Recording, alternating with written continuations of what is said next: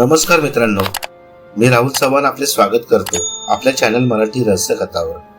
आज आपण जाणून घेणार आहोत एक रहस्यमय कथा, गावातील जखीन, एक भयकथा।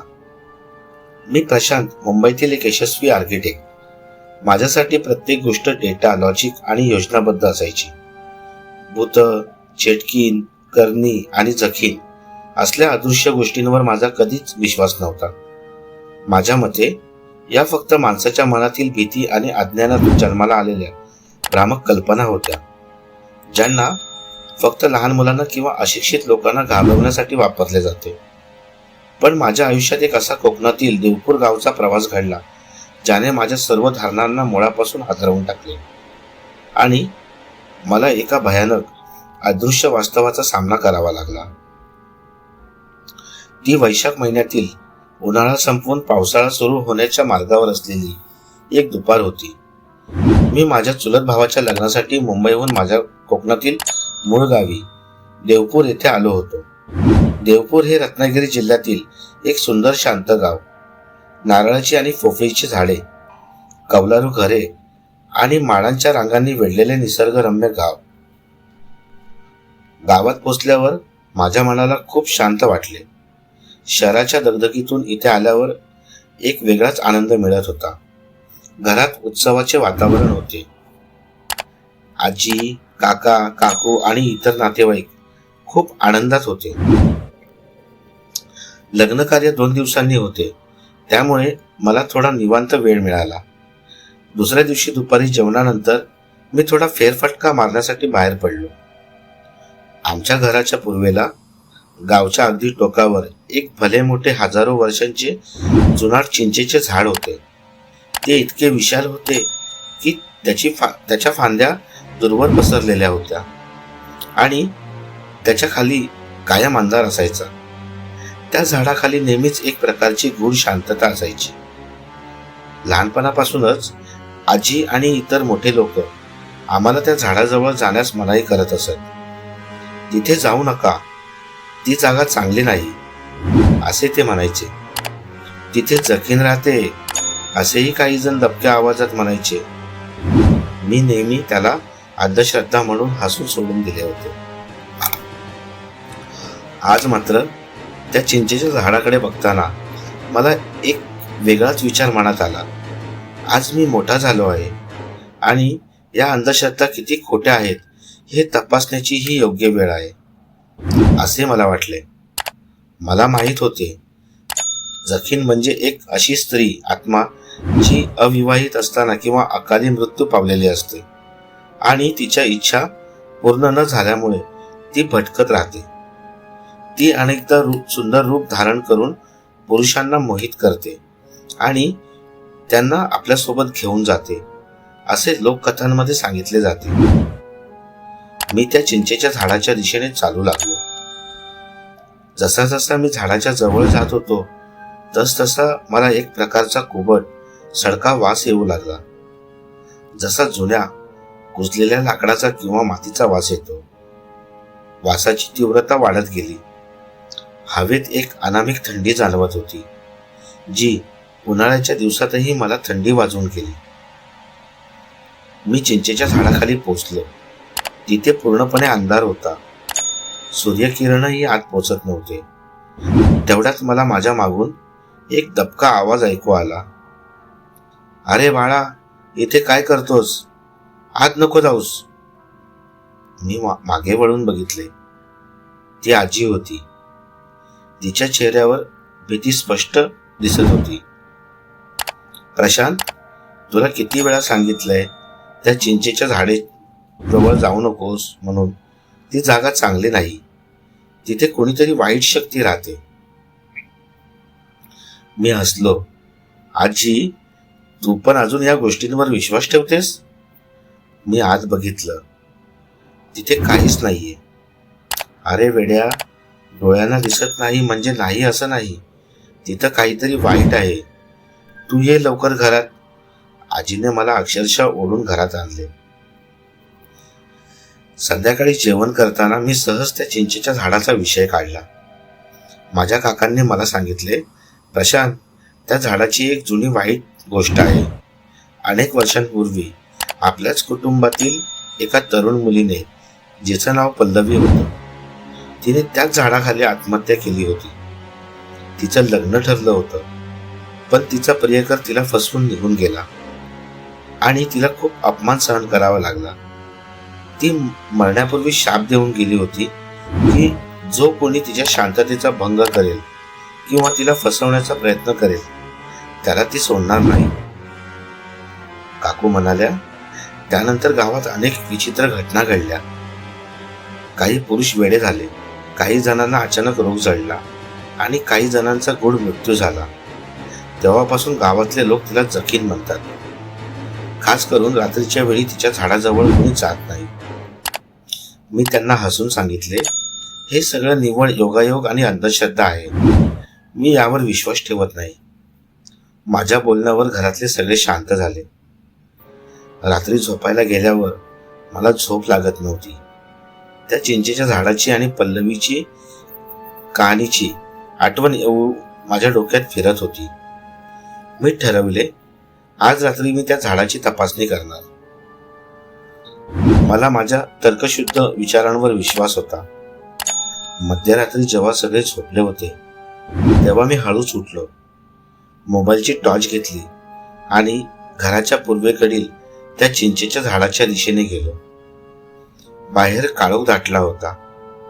रातकिड्यांचा कर्कश आवाज आणि दूरवर ऐकू येणारे कुत्र्यांचे रडणे यामुळे वातावरण अधिकच भयान वाटत होते.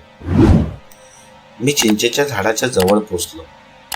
तो कुबट वास येऊ लागला आणि झाडाच्या आतमध्ये त्या अंधारात प्रकाश झोत टाकला. काहीच नव्हते. मी माझ्या मोबाईलमध्ये झाडाचे फोटो काढू लागलो, जेणेकरून मी लोकांना दाखवू शकेन की इथे काहीच नाही. अचानक मला झाडाच्या अगदी मधोमध एक स्त्रीच्या रडण्याचा आवाज ऐकू आला. तो आवाज खूपच मंद आणि दुखरा होता, जणू कोणीतरी वेदनेत आहे, पण तो स्पष्ट ऐकू येत होता. मला मदत करा, मला मदत करा. माझे शरीर थरारले. मी टॉर्च परत त्या दिशेने फिरवली. काहीच नव्हते. मी स्वतःला समजावले, हा माझ्या मनाचा भास आहे. मी पुन्हा फोटो काढायला लागलो.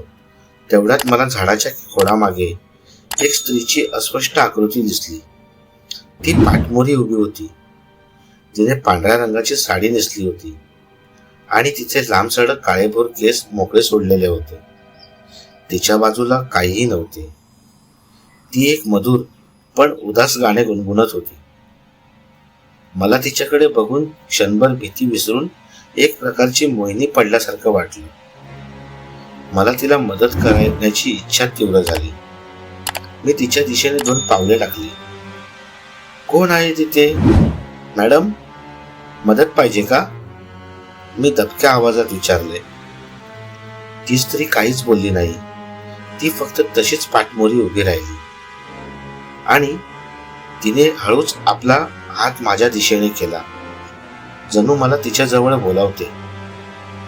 तिचा हात इतका सुंदर होता की मी नकळत तिच्या दिशेने ओढला गेलो. मी तिच्या जवळ पोहोचलो.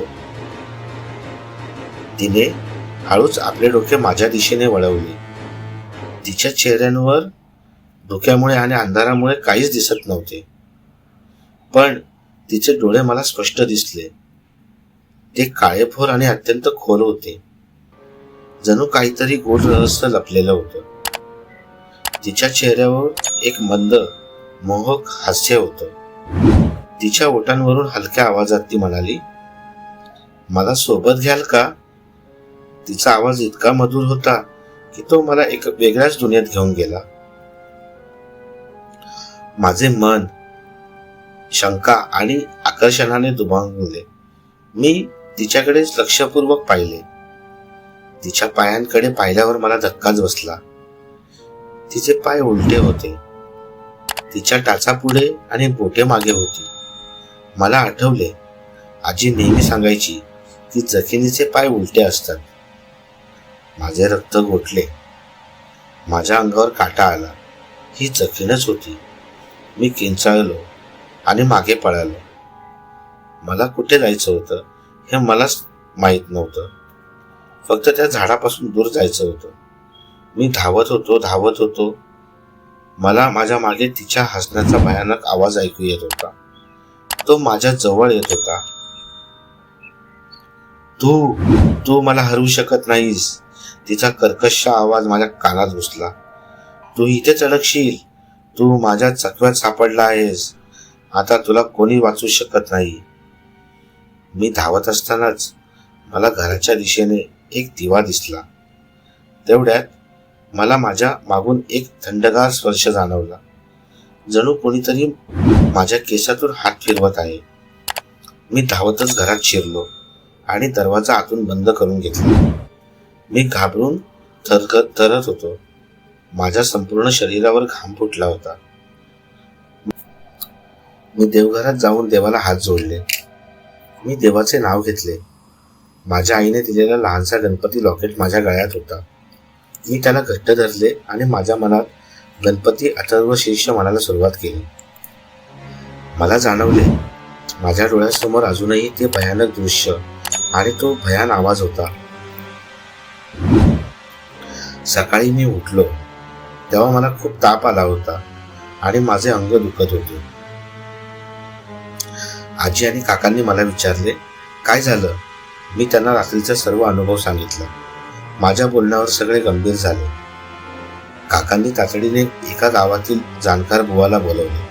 बुवाने येऊन सर्व ऐकून घेतले. त्याने मला काही मंत्र आणि एक छोटासा तावीज दिला. त्याने सांगितले पल्लवीच्या आत्म्याला अजूनही शांती मिळाली नाही. ती खूप रागात आहे.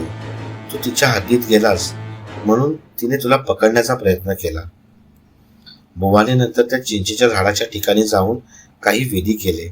त्याने काही मंत्र पुटपुटले. काही वस्तू झाडाखाली ठेवल्या आणि नंतर झाडाच्या खोडावर एक पांढरे कापड बांधून ठेवले. त्यानंतर त्याने सर्वांना सांगितले की आजपासून या चिंचेच्या झाडाच्या जवळ कुणीही जाऊ नका. पल्लवीचा आत्मा आता शांत झाला आहे, पण तिला पुन्हा त्रास देऊ नका. मी आजही तर्कशुद्ध विचार करतो, पण आता मला हेही माहीत आहे की जगात काही गोष्टी अशा असतात ज्याला विज्ञान स्पष्ट करू शकत नाही. त्या रात्रीच्या प्रवासात देवपूरच्या त्या जखिनीने माझ्या जीवनात एक भयानक अध्याय लिहिला होता. मी आजही देवपूरला जातो, पण त्या चिंचेच्या झाडाच्या जवळ कधीच जात नाही. तो अनुभव, त्या जखिनीचा अनुभव मला हे शिकून गेला की काही रहस्य उघड केलेलीच बरी असतात आणि काही ठिकाणी फक्त माती आणि दगडाची नसतात, तर ती अदृश्य शक्तींच्या निवासाचीही असतात. गावातील ती जखीन आजही माझ्या मनात एक गूढ भय निर्माण करते. तर मित्रांनो, तुम्हाला ही कथा कशी वाटली हे आम्हाला कमेंट करून सांगा. आणि आपण नवीन असाल तर आमच्या चॅनलला सबस्क्राईब करा, लाईक करा, शेअर करा. आणि आशा आहे की गावातील जखीन एक भयकथा, ही भयकथा आपल्याला नक्कीच आवडली असेल. धन्यवाद.